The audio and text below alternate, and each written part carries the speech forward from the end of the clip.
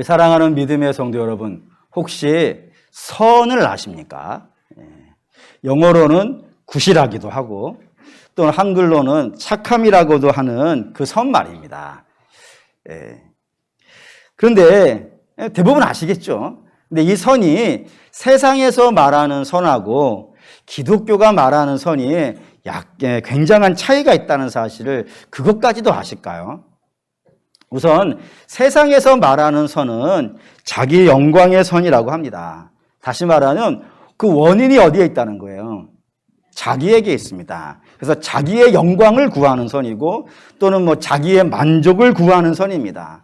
남에게 지금 내세우고 싶은 거예요. 내가 이런 거 한다는 거를. 근데 남에게 내세워서 뭐 받고 싶은 거예요?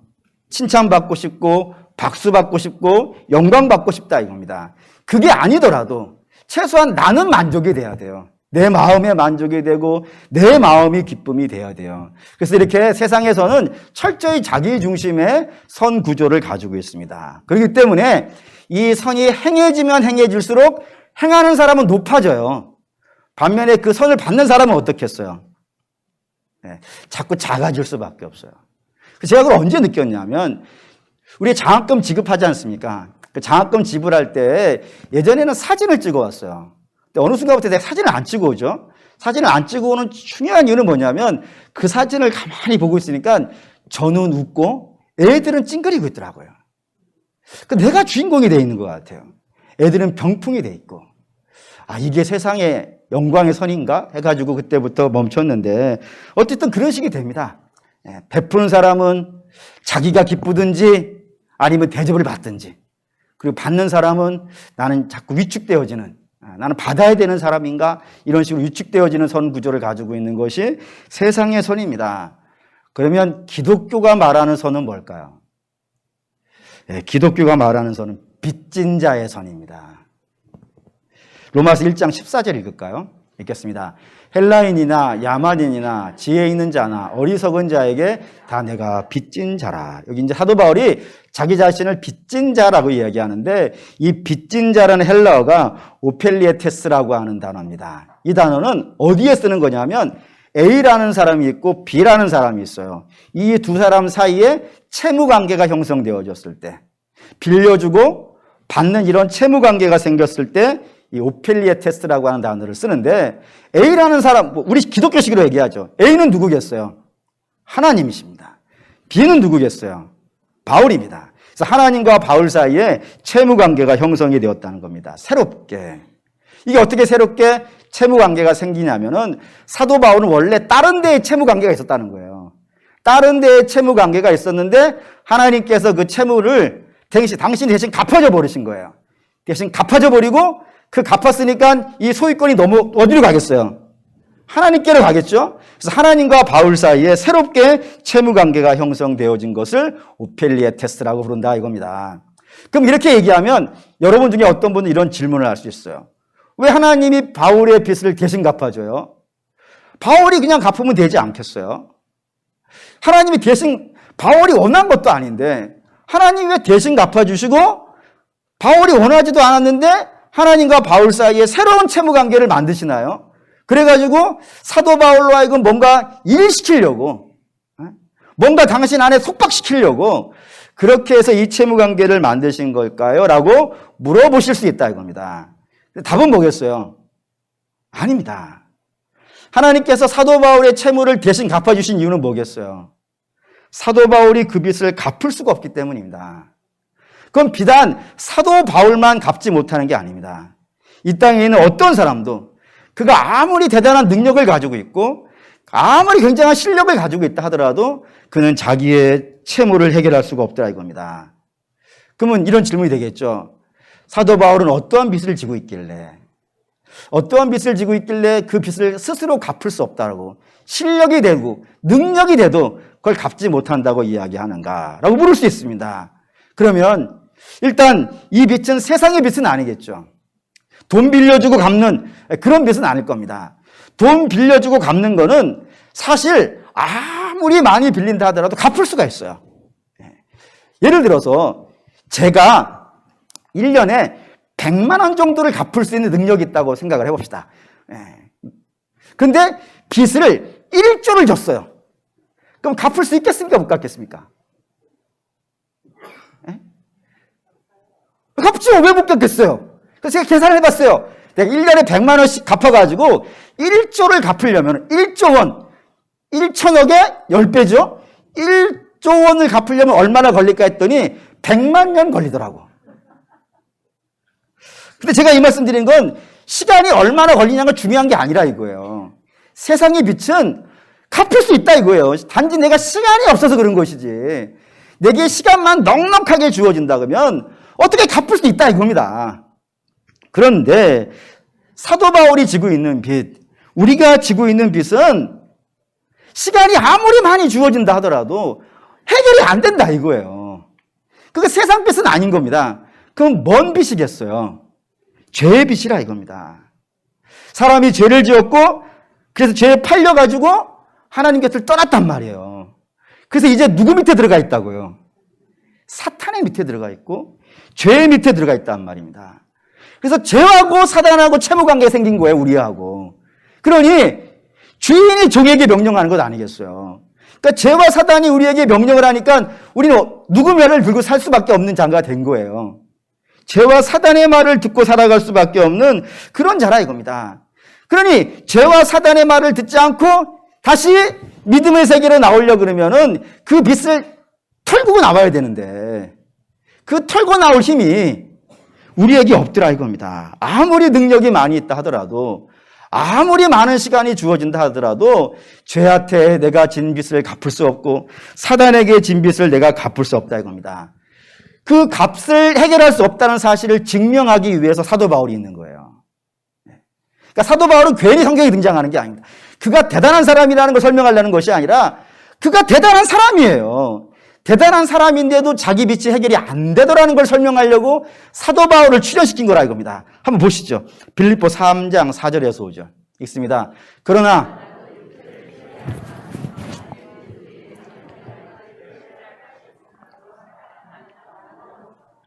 나는 8일 만에 할례를 받고 이스라엘 족속이요 베냐민 지파요 히브리인 중에 히브리인이요 율법으로는 바리새인이요. 여기 이제 두 가지가 등장을 했어요. 하나는 사도 바울이 자기를 8일 만에 할례 받은 자라고 되어 있습니다. 8일 만에 할례 받았다는 뜻이 무엇이냐면 나는 정통 유대인이라 이거예요. 도중에 유대인 된 자가 아니에요. 정통 유대인이라는 단어의 뜻은 무엇이냐면 나는 내가 내 삶이 어떠한 삶인가를 인지하기 전부터 뭐를 지켜온 사람이에요? 율법을 지켰다니까요. 네? 여러분, 도중에 나이가 들어서 율법을 지키는 것과 그냥 나면서부터 쭉 지켜온 것 어디가 더 쉽겠어요? 당연한 것 아니겠어요. 네? 신앙생활도 왜 모태신앙으로 난 애들이 그래도 복이 있는 거예요. 그냥 엄마 뱃속에서부터 다녔단 말이에요. 그래서 교회를 안 가면 이상하단 말이에요. 그게 얼마나 큰 복인지 아십니까? 저는 도중에 왔기 때문에 그게 쉽지가 않다는 사실을 알아요. 근데 이게 나면서부터 8일이면은 내가 인지하기 전부터이잖아요. 인지하기 전부터 율법을 지켜온 거예요. 그러니 그 나머지 삶도 율법을 지켰어요? 안 지켰겠어요? 지켜왔지. 그러니 그가 하는 모든 행동들이 그냥 자연스럽게 율법이에요. 몸에 배웠다니까요. 안식일에 얼마 걸어가는 것, 이게 나이가 들어서는 재야 된단 말이에요, 자로. 근데 어려서부터 해왔기 때문에, 저걸 얼마나 딱 계산이 된단 말이에요. 마치, 우리가, 온돌방에 앉아있으면 좋죠. 서양 사람들이 못 앉는 거 아십니까요? 옛날에 내가 미국 사람 하나를 알고 있었는데, 방바닥에 앉아놨더니 죽으려고 하더라고요. 근데 우리는 엉덩이가 뜨거워야 되지 않습니까? 왜 그러죠? 어려서부터 그렇게 했다 이거예요. 어려서부터 침대 생활하는 아이들은 침대가 너무 자연스러워요. 어려서부터 바닥에서 자는 애들은 바닥이 자연스러워 저같이. 그렇다 이거예요. 그러니까 나면서부터 그렇게 해왔기 때문에 율법이 너무 자연스러운 사람. 그게 8일 만에 할례 받았다는 뜻이라 이겁니다. 두 번째는 바울은 율법으로는 바리새인이라고 했어요. 율법으로 바리새인이라는 건 두 가지 뜻이 동시에 들어있습니다. 첫째는 뭐냐면 유교로 말하죠. 유교로. 우리식으로 말하면은 선비다라 선비. 선비는 뭐 하는 사람이에요? 선비는 굶어 죽어도 뭐 앞에서 굶어 죽어야 돼요? 선비 안 해보셨어요? 선비는 굶어 죽어도 일 안 해요. 그래서 모르세요? 한석봉 어머니? 나는 떡을 썰 테니 너는 뭐를 하라? 글을 써라. 선비는 그런 사람이에요. 일 안 하고 매일 뭐 하는 거예요? 글만 읽어요. 그걸 선비라 그래요. 그러니 글만 읽어냈으니까 뭐 사서 삼경 뭐 줄줄줄 외우는 거예요. 사도 바울이 그렇다 이거예요. 단지 사도 바울은 선비가 노노맹자 이런 거 읽은 것이라면은 사도 바울은 뭘 읽었겠어요? 성경만 읽었어요. 성경만 읽은 사람이에요. 그러니 성경을 얼마나 많이 알고 있겠어요. 심지어는 당대의 그 많은 바리새인들과 랍비들 중에서 가장 성경을 잘 알고 있는 사람 바울이에요. 그 정도의 사람이에요. 뿐만 아니라 바리새인이란 또 다른 뜻이 뭐냐면은 바리새인은 그냥 안 돼요. 선비 그냥 할 수 있지만 바리새인은 그냥 안 돼요. 시험 봐야 돼요. 시험 봐서 급제해야 돼요. 우리식으로 말하면 과거 급제해야 돼요. 그래서 벼슬이에요. 그게 벼슬. 그러니 사도 바울은 급제해가지고 벼슬을 얻은 사람이에요. 우리식으로 말할게 그 벼슬도 검사예요. 그것도 대검 특수부의 검사예요. 대제사장의 명령을 받아가지고 잡으러 가는 사람. 대검 특수부의 검사예요. 어린 나이에 소년 검사 된 사람이에요. 그러니 유대인의 관점에서 본다면 최고죠. 정통 유대인에다가 선비로 끝난 게 아니라 급제까지 해가지고 벼슬까지 얻었으니 유대인의 관점에서는 최고예요. 그런데 유대인의 관점에서만 최고가 아니에요. 그건 다른 이력이 하나가 더 있어요. 이거 보죠. 사도행전 26장 24절 읽겠습니다. 바울이 이같이 변명하며 베스토가 크게 소리내어 이르되 바울아 내가 미쳤도다. 내가 많은 학문이 너를 미치게 한다 하니. 여기 베스토란 사람이 총독이거든요. 어디 총독이냐면 로마에서 파견된 총독이에요.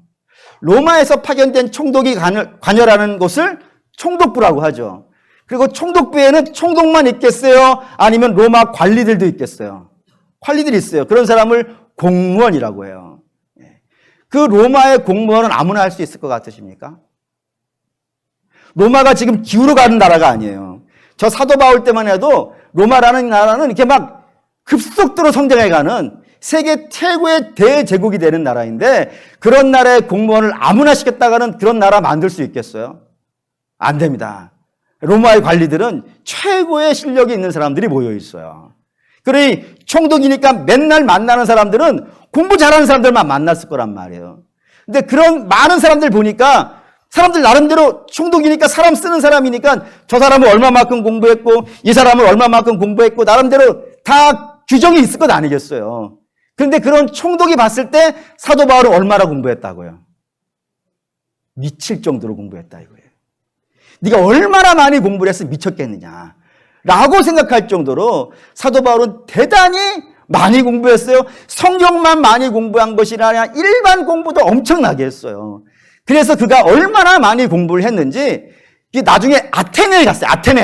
아테네라면 어디예요? 소크라테스의 고향이에요. 플라톤과 아리스토텔레스 서양 철학이 나온 곳이에요. 그곳에 가가지고 거기에서 당시에 소크라테스와 아리스토텔 이런 사람들의 제자라고 불리는 에피쿠로스 이런 말까지 다 해야 되네. 스토아 이런 학자들을 만나요. 만나가지고 이야기를 하는데 이 에피쿠로스와 스토아 학자들이 사도 바울을 향해서 뭐라 그랬냐면 말쟁이라 그랬어요. 말쟁이라고. 말쟁이 언제 쓰죠? 말 잘할 때 써요.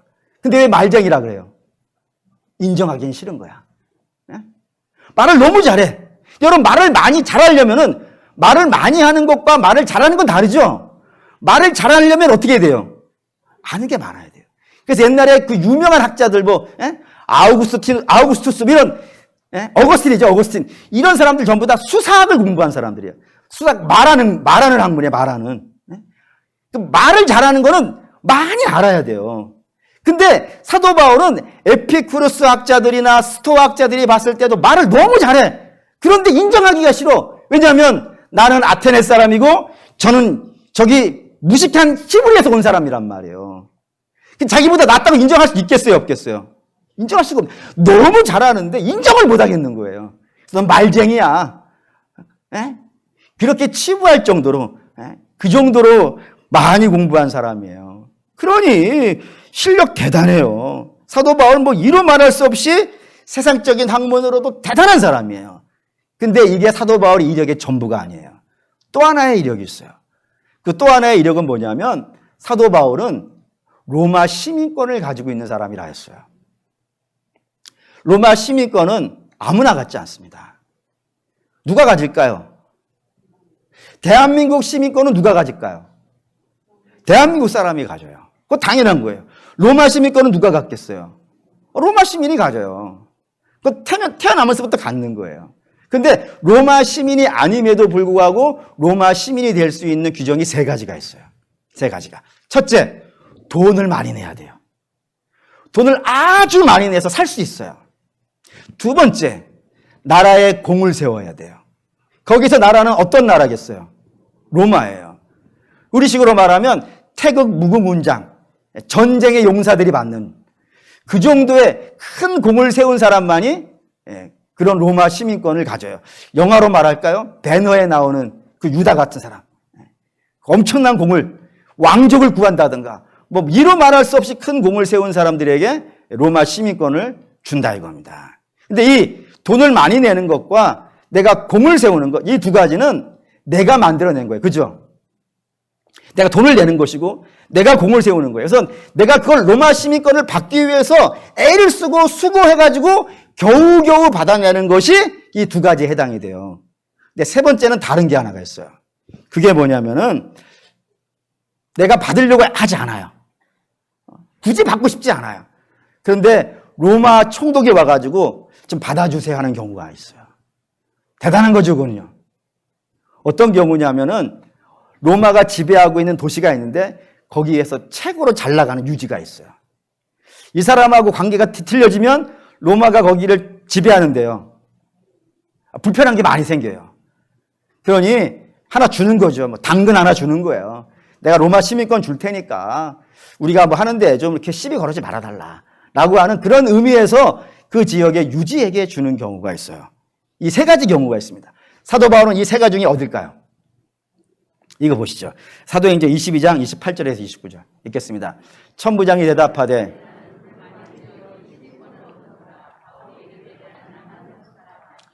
신문하려던 사람이 곧 그에게서 물러가고 천부장도 그가 로마 시민인 줄 알고 또 그 결박한 것 때문에 두려워하니라. 천부장은 우리식으로 말하면 사단장쯤 돼요. 별 2개 정도 돼요. 1000명을 거느리는 거니까. 대단한 사람이에요. 그런 사람이 시민권을 얻었대요. 어떻게 해요? 돈을 많이 냈대요. 별 2개 어마어마한 거예요. 우리나라 구테타 일으키는 장군들 전부 다 별 2개잖아요. 대단한 실력이 있는 사람이에요. 그런데 사도 바울은 뭐라 했다고요? 난 나면서부터야. 나 우리 가문에서 받은 거야, 이거는. 돈 대고 받은 거 아니고, 로마에게 뭐 충성해서 받은 게 아니라, 로마가 우리에게 갖다 준 거야. 난 그래서 받았어. 그 말을 듣자마자 저 천부장 별 2개 다른 사람이 뭐라 그랬다고요? 벌벌벌 떨더라, 이거예요. 얼마나 대단하면요. 사도 바울의 가문이 얼마나 대단하면은 그 천부장이 벌벌벌 떨 정도로 그가 가지고 있는 권세가 대단해요. 그러니 사도 바울은 인간적인 이런 거를 스펙이라 그러죠. 스펙. 이 스펙으로 따진다 그러면 어디 한 군데가 빠질 데가 없어요. 빠질 데가 없기 때문에 사도 바울이 이렇게 얘기한 거예요. 나는 육체로 말한다면 나 신뢰할 만해. 여러분들 중에 육체에 대해서 나 이만큼 실력 있어 라고 말하는 사람이 있다면 나는 그보다 더 실력 있는 사람이야. 나 육체 신뢰할 만해. 나 대단한 사람이야 라고 빌립보서에 쓸 만큼 사도 바울의 스펙은 엄청났던 거예요. 그럼 이런 사람들 사윗감으로 삼는다면 땡큐죠. 1등 사윗감 아니겠어요. 뿐만 아니라 이런 아들이 우리 집 아들이라면요. 열받으세요? 좋지. 솔직히 좋지. 좋잖아요. 엄친아요, 엄친아. 그 정도 되는 그런 사람이 사도 바울이에요. 그러면 이런 실력 있고 능력 있는 사람이라면 혹시 빚을 갚을 수 있지 않겠습니까? 우리는 안 되겠지만, 우리는 사도 바울만큼의 실력이 안 되니까 못한다 치더라도 사도 바울 정도의 실력이 있는 사람이라면 혹시 가능하지 않을까요? 그리고 혹시 사도 바울이 가능하다 그러면 나도 어떻게 조금 노력하면 좀 될 수 있지 않겠어요? 이런 그림이 되죠? 그러면 한번 질문해 볼게요. 사도 바울은 갚았을까요? 못 갚았을까요? 이걸로 확인합시다. 사도행전 9장 4절에서 5절입니다. 읽을게요. 땅에 엎드려져 들음에 소리가 있어 이르되 사울아 사울아 내가 어찌하여 나를 박해하느냐 하거시거늘 대답하되 주여 누시니까 이르시되 나는 내가 박해하는 예수라. 갚았다고요? 못 갚았다고요? 아니 하나님의 빚을 갚는데 하나님을 핍박하면서 갚을 수 있는 방법이 있어요? 그러니까 사도 바울 전표는 사도 바울이 하나님께 빚있는데 갚았다고요? 못 갚았다고요? 못 갚았다 이거예요. 못 갚았다고. 오히려 하나님을 핍박하더라고요. 열심이 없어서가 아니에요. 사도 바울은 정말 열심히 있는 사람이라니까요. 열심이 너무 지나쳐도 특심이에요, 특심. 얼마나 그가 열심을 내냐면 그가 대제사장에게 위임장 하나를 받아가지고 지금 다메섹에 가고 있는 중이거든요. 다메섹에 가서 뭐 하려고요? 교회를 깨려고. 근데 그 다메섹이라는 곳은 어디에 있는 도시냐면 시리아라고 있는 나라예요. 시리아라는 나라에. 지금도 시리아의 수도가 다메섹이에요. 다메스커스 이렇게 부르죠. 거기 가는 거예요. 그런데 시리아하고 이스라엘은 역사상 단 한 번도 친한 적이 없어요. 단 한 번도. 옛날에는 아람이었어요. 아람이었을 때는 이스라엘에서 나아만 장군이 아람 사람이에요. 시리아 사람이에요. 그가 이스라엘에 쳐들어와가지고 노예 잡아가고 막 그랬단 말이에요. 친한 적 없어요. 지금도 안 친해요. 지금도 혹시 골란 고원이라고 들어봤습니까? 그 골란 고원이 시리아 땅이었어요. 그거를 이스라엘이 빼앗아 버린 거예요. 그래서 골랐다 그래서 골란 고원이란 말이에요. 날마다 거기서 미사일 이쪽에 쏘고 그래요. 그 정도로 시리아하고는 자고로 옛날부터 지금까지 그리고 앞으로도 안 친해질 나라예요. 그런 나라에 대제사장의 위임장 받고 그 나라에 있는 도시 하나를 깨러 가는 거예요. 지금 혼자서 군사 몇 명 데리고. 얼마나 열심히 해요. 열심이 없는 게 아니에요. 열심이 특심이에요. 근데 그 열심을 내면 낼수록 그가 뭐하고 있는 거예요? 주를 핍박하고 있다니까요. 예루살렘에서는 예루살렘 교회 깨고 스데반 죽이고 그것도 모자라서 더 특심을 내가지고 다메섹까지 가가지고 그 교회를 깨려고 하는 열심이 특심인데 그 열심으로 하나님을 핍박하더라 이거예요. 방향이 틀린 것도 아니에요. 사도 바울은 지금 자기가 뭐하고 있다고 생각해요? 주님 섬기고 있다고 생각한다니까요. 자기는 하나님을 너무 잘 섬기고 있는 거예요 지금. 근데 너무 잘 섬기는데 실제로는요 하나님이 누군지도 모르고 있는 거예요. 신기하죠? 오히려 그가 뭐하고 있냐면 하나님을 섬긴다고 하면서 죄의 종 노릇하고 있고 사단의 주구 노릇하고 있다고요. 그래서 교회를 깨고 성도를 죽이고 성도를 핍박하는 그런 일에 누구보다도 열심히 나고 있단 말입니다. 성경을 몰라서도 아니잖아요. 학문이 없어서도 아니잖아요. 그 가문이 뼈대 없는 가문이어서도 아니잖아요. 인간적인 거 다 갖고 있음에도 불구하고 그거를 가지고도 오히려 하는 일이 주의 영광이 되는 일을 하나도 하지 아니하고 오로지 주님을 깨는 일만 핍박하는 일만 해서 오직 주께서 답답하셨으면 갑자기 나타나가지고 사울아 너는 왜 나를 괴롭히냐? 혹시 주님의 음성을 이런 방식으로 듣고 싶으신가요? 아무도 없을 거예요. 근데 사울은 지금 주님께 책망을 듣고 있는 거예요. 그 실력을 갖고요. 그러니 그 잘난 사도 바울도 이 정도밖에 안 된다 그러면은 우리야 뭐 말해 뭐 하겠습니까? 그러니까 사도 바울이 빚을 못 갚는다 이거예요. 그럼 우리도 못 갚아요. 왜 못 갚을까요? 그 죄의 삭시 얼마니까?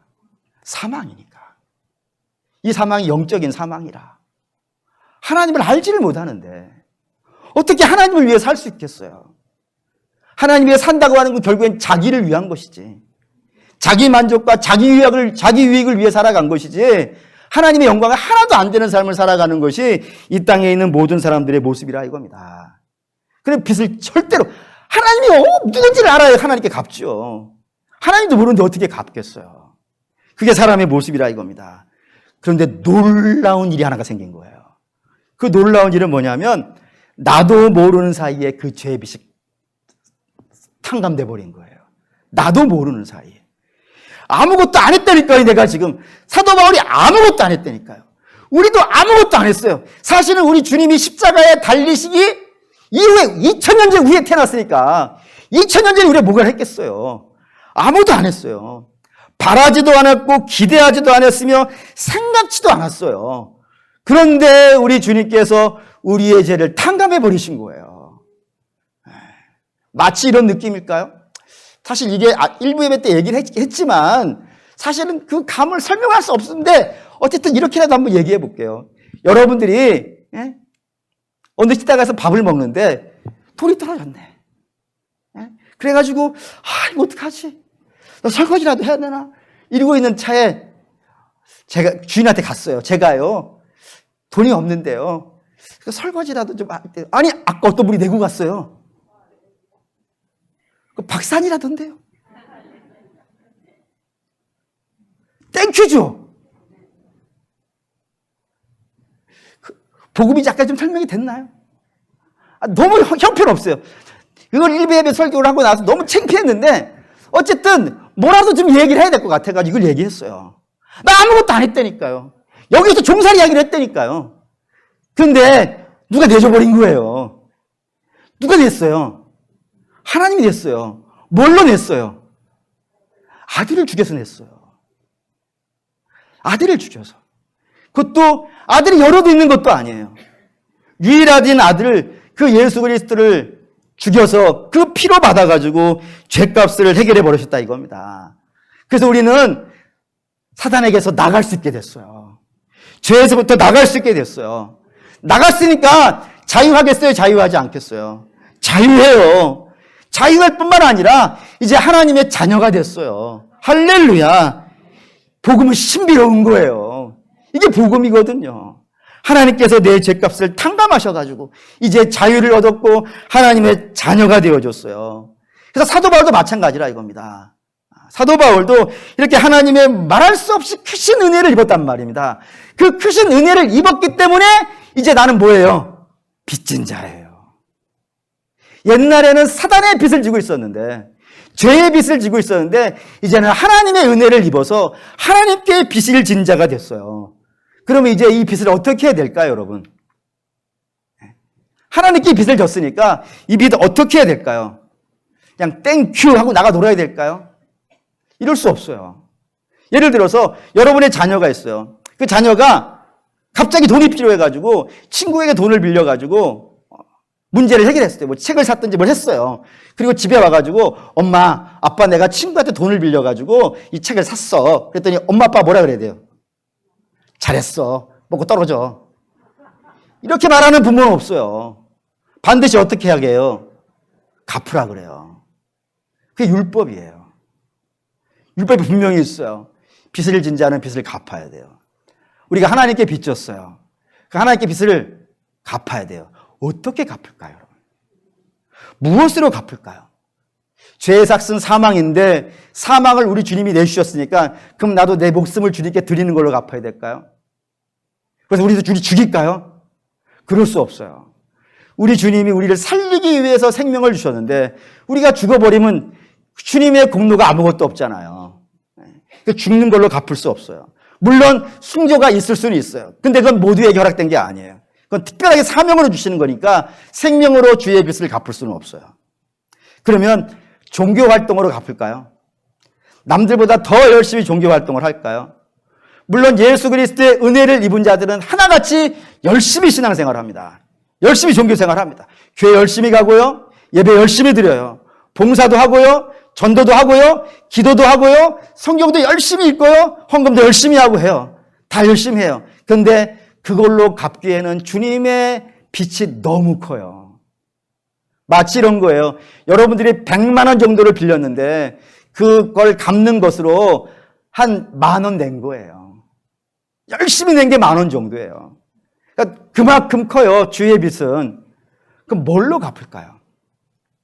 뭘로 갚으면 그 빚을 갚았다 할 수 있을까요? 성경 이렇게 씁니다. 에베소 4장 13절 있죠? 우리가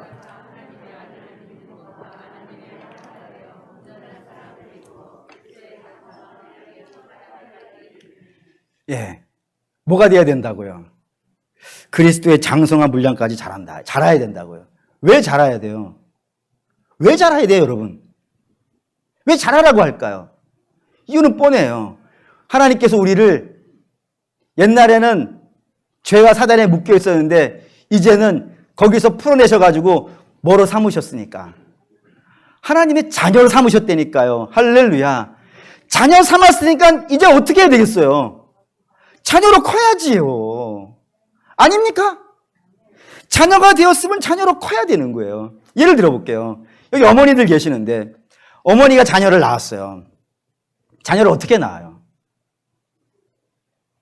옛날에 순풍산부인과 이런 거 썼는데 순풍 낳는 거예요? 여러분 예나 지금이나 물론 지금은 의학이 발달해서 꼭 뭐 옛날 같다라고 할 수는 없을지 모르겠지만 저는 동일하다고 생각해요. 어미가 자식을 낳을 때는 목숨을 걸고 낳아요. 목숨을 걸고 낳아요. 그래서 자녀는 어머니의 목숨값으로 나온 거예요. 생명을 받아서 나온 거예요. 그게 은혜예요, 은혜. 부모의 은혜예요. 그 은혜를 갚아야겠죠. 그럼 뭘로 갚을까요, 여러분? 용돈 드리는 걸로 갚을까요? 물론 용돈 드려야 돼요. 자녀로서 부모에게 용돈 드려야, 마땅히 드려야 돼요. 얼마큼 드려야 될까요? 많이 드려야 돼요. 사랑하는 우리 어른 여러분, 제가 잘했죠? 많이 드려야 돼요. 그래도 그 어머니의 은혜를 갚을 수 있어요, 없어요? 못 갚아요. 100만 원에 한 10,000원 갚은 거예요. 왜요? 우리 부모님이 자녀에게 원하는 건 용돈 좀 많이 주는 정도가 아니기 때문이에요. 부모가 자녀에게 원하는 건 뭐예요? 뭐 하라고 낳은 거예요? 뭐 되라고 낳은 거예요? 훌륭한 사람 되라고. 훌륭한 사람 되라고. 그래서 가르치는 거예요. 등골을 빼서 가르치는 거예요. 그리고 나무라는 거예요. 훌륭한 사람 되라고. 훌륭한 사람 되라고 나무라기도 하고 가르치기도 하고 먹이기도 하고 그러는 거예요. 그럼 자녀는 그 은혜를 안다면 훌륭한 사람이 돼야 돼요. 공부 잘하는 정도가 아니라니까요. 훌륭한 사람이 돼야 돼요. 그래서 많은 사람들이 야, 저 집 자식은 도대체 누구길래 누가 낳은 자식이길래 저렇게 훌륭한 사람이야 이렇게 되어지면 그 영광을 누가 누리는 거예요? 부모가 누려요. 그걸 보면서 부모가 기뻐한다고요. 내가 저 녀석 잘났어. 하나님 다를까요? 하나님 다를까요? 하나님 우리 아버지이신데, 하나님 우리 어머니이신데 다를까요? 하나님이 당신의 아들을 내어주시고 우리를 구원하셨어요. 그러면 그 은혜를 입었으면 우리 어떻게 해야 돼요? 자라야 돼요. 얼마만큼이요? 그리스도만 목표로 삼고, 옛날에는 세상이 목표였다면 지금은 그리스도가 목표가 되어가지고 그 표대를 향해서 달려가는 성도들이 되어야 된단 말입니다. 그럼 제가 오늘 여러분에게 이 표대 3가지를 드릴게요. 오늘 본문에 등장하기 때문입니다. 첫째, 그리스도의 모습. 디모데전서 2장 5절입니다. 읽을게요. 하나님은 한 분이시요 또 하나님과 사람 사이의 중보자도 한 분이시니 그 사람이신 그리스도 예수라. 사람이신 그리스도 예수가 어떤 분이라고 되어 있어요? 중보자가 뭐 하는 사람이에요? 예, 하나님께 우리를 위해 강구하시는 분이에요. 주의 보좌, 하나님의 보좌 우편에 앉아가지고 사실 그 보좌에 앉아가지고 품 잡으실 수 있어요. 호령하실 수도 있어요. 물론 그거 하세요. 그런데 그보다 더 중요한 역할이 있으니 그게 뭐냐면 우리가 우리의 중보자라고요. 우리가 잘나서가 아닙니다.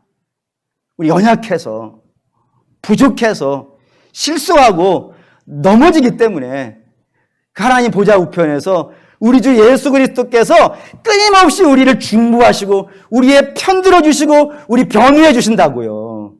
그 역할을 하신다 이거예요. 두 번째, 히브리서 8장 1절 읽습니다. 지금 우리가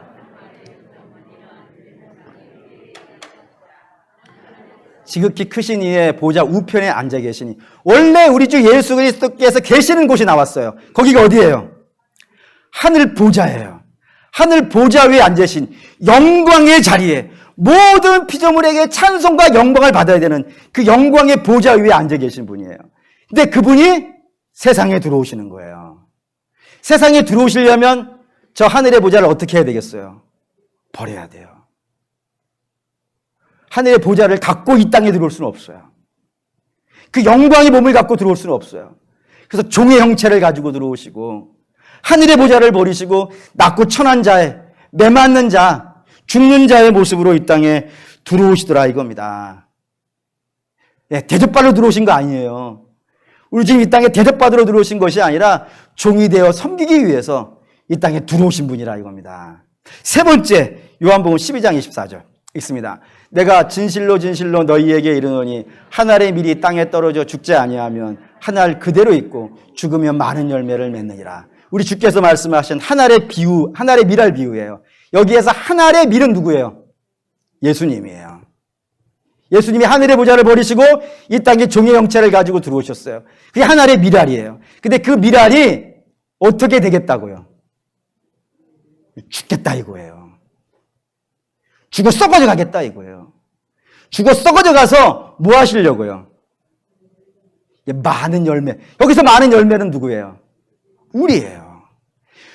죽어서 우리 많은 자들을 하나님의 자녀로 만드시는, 우리 많은 자들을 하나님의 열매 되게 하시려고 하시는 그 역사를 이루시기 위하여서 이 땅에 들어오셔서 죽으셨다 이거예요. 여기에 성경이 말하는 예수 그리스도의 대표적인 세 가지 모습이에요. 더 있는데 오늘 본문에 있는 걸로만 말씀드리려고 이 세 가지만 끄집어왔어요. 이 세 가지예요. 그러면 사도 바울은 빚진 자라고 했습니다. 하나님의 사랑의 빚진 자라고 했어요. 그래서 사랑의 빚은 갚아야 된다고 했고 그 값을 뭘로 갚는다고요? 열심으로 갚는다고요? 충성으로 갚는다고요? 돈 내서 갚는다고요? 아니라 그랬어요. 뭘로 갚는다고요?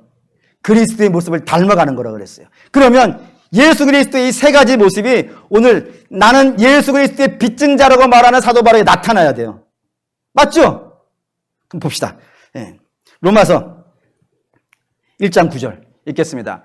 내가 그의 아들의 복음 안에서 내 심령으로 섬기는 하나님이 나의 증언이 되시거니와 항상 내 기도에 쉬지 않고 너희를 말하며. 사도 바울 어떤 자라고요? 기도하는 자예요. 누구를 위해서요? 로마 교회를 위해서요. 왜 로마 교회를 위해서 기도하는 거예요 지금? 사도 바울은 로마 교회와 하등 상관이 없는 사람이에요. 그가 개척한 교회도 아니에요. 그의 제자들이 가서 개척한 교회도 아니에요. 로마 교회에 아는 사람이 있는 것도 아니에요. 그리고 로마에 사실 가본 적도 없어요. 아무런 인과관계가 없어요. 그런데도 불구하고 그가 로마 교회를 위해서 기도해요. 그것도 얼마큼 기도해요? 쉬지 않고 기도해요. 쉬지 않고 기도해요. 우리 주님이 그러시잖아요. 보좌 우편에 앉으셔서 우리를 위해서 졸지도 주무시지도 아니하시고 끊임없이 언약한 우리를 위해서 중보하신다니까요. 그 모습을 사도 바울이 닮아 있다 이거예요.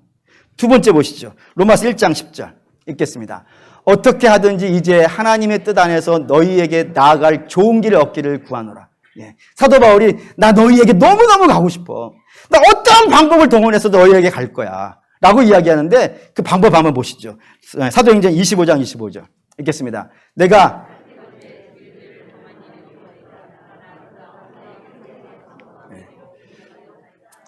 베스토라고 하는 총독과 아그리빠 왕이 대화 나눈 장면에 등장했어요. 여기에 사도 바울을 재판을 해본 거예요. 재판을 가이사에서 이스라엘에서 재판을 해봤는데 그가 죄가 있더라 없더라? 없더라 이거예요. 없으니까 재판을 해서 죄가 없으면 어떻게 해야 되는 거예요? 내보내야죠. 죄가 있으면 법정 구속, 죄가 없으면 석방, 정당한 거 아니겠어요? 베스토가 재판해보니까 죄가 없어요. 그래서 나가야 되는 거예요. 나가라 그러는 거예요. 그때 사도 바울이 안 나가겠다 그러는 거예요. 그리고 뭐라 그랬다고요? 나 로마 시민권자인데 로마 시민권자로서 내 권리를 행사하겠다고. 그 행사가 뭐예요? 나 로마 황제에게 상소하겠다고.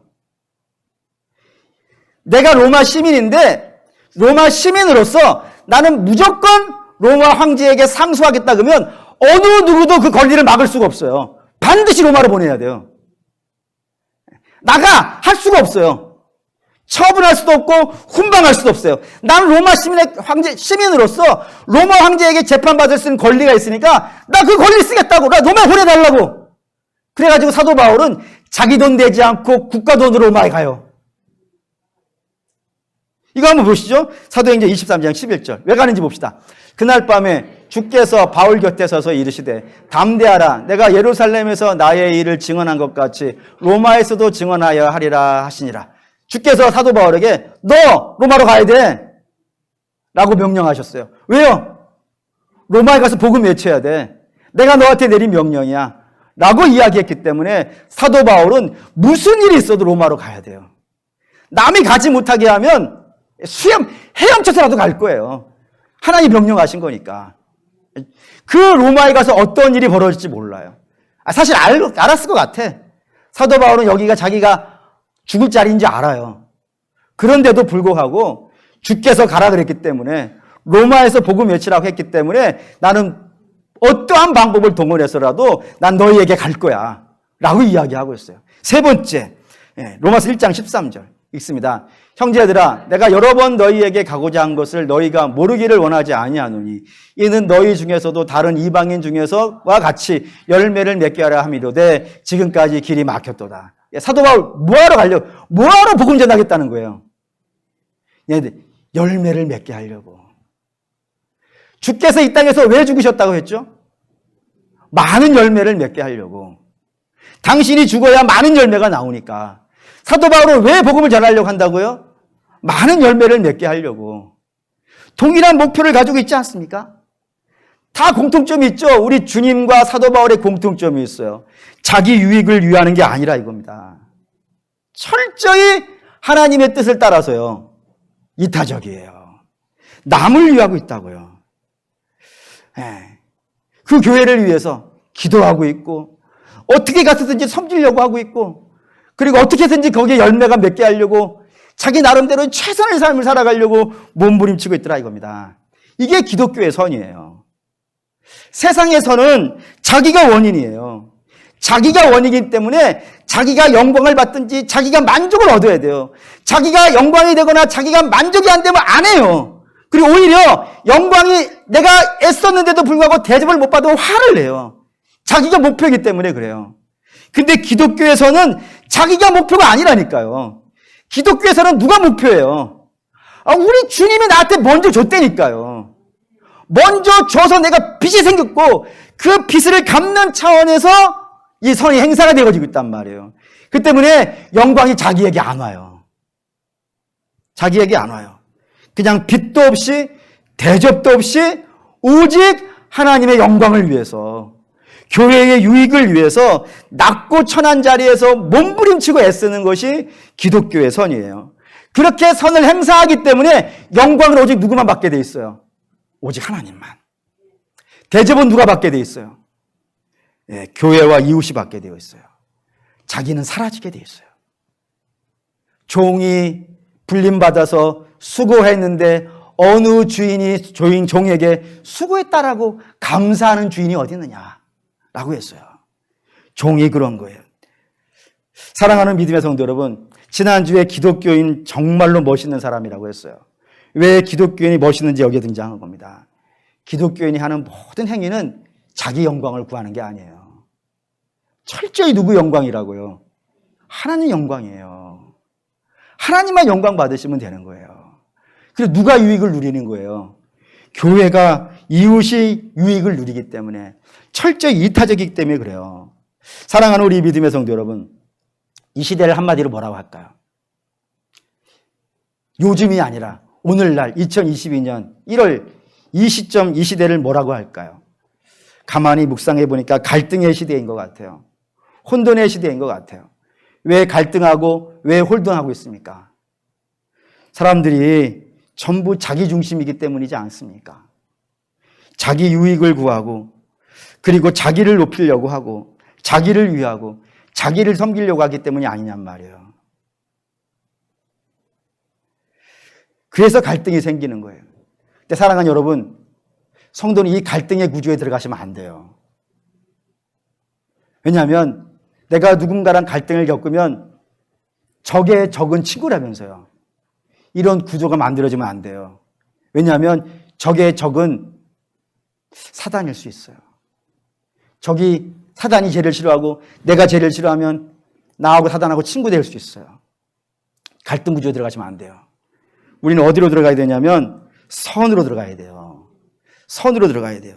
근데 우리가 어떻게 선을 행할 수 있을까요?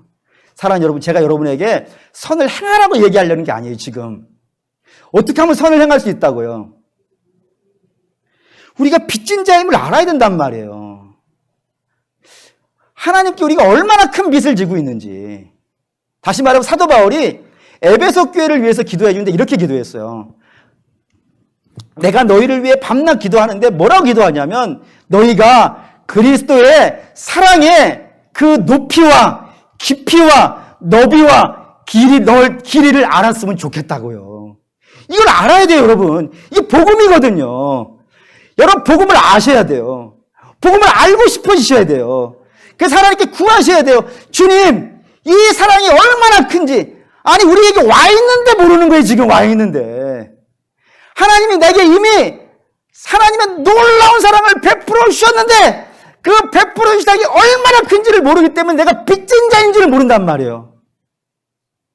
그래서 우리의 살아가는 삶이 전부 자기 중심이에요. 그런데 내가 말할 수 없이 주신 은혜를 입었단 말이에요.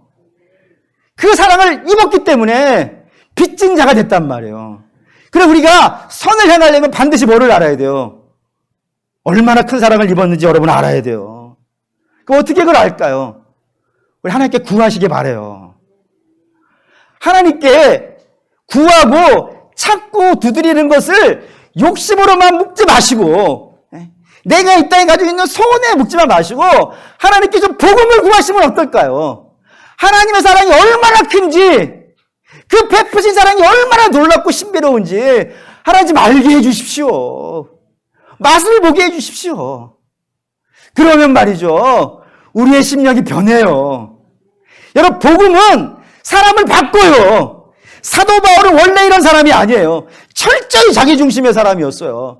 그런데 주님의 그 말할 수 없이 크신 그 사랑을 안 다음에 그가 나는 복음의 빚진 자가 되었고 복음의 빚진 자가 되었기 때문에 이 선한 삶의 길을 주님을 닮아가는 걸 살아가고 선을 해간다는 것이 아니라 주님을 닮아가고 있는 삶을 살고 있다란 말입니다. 고로 사랑하는 여러분, 이 혼돈의 시대에 이런 사람들이 있어야 되지 않겠습니까? 온 피조의 세계가 하나님의 자녀가 나타나기를 소망한다 그랬어요. 그 자녀가 누구겠어요? 하나님의 자녀겠죠. 하나님의 자녀는 하나님의 사랑을 알았어요. 말할 수 없이 크신 사랑을 알았어요. 여러분 그 사랑 아는 것 너무 행복할 겁니다. 바라고 원하는데 구하시기 바라요. 그럼 주실 거예요. 넉넉하게 주실 거예요. 그래서 그 복음 안에 살아가신 저와 여러분 되시기를 주의 이름으로 축원합니다. 아멘.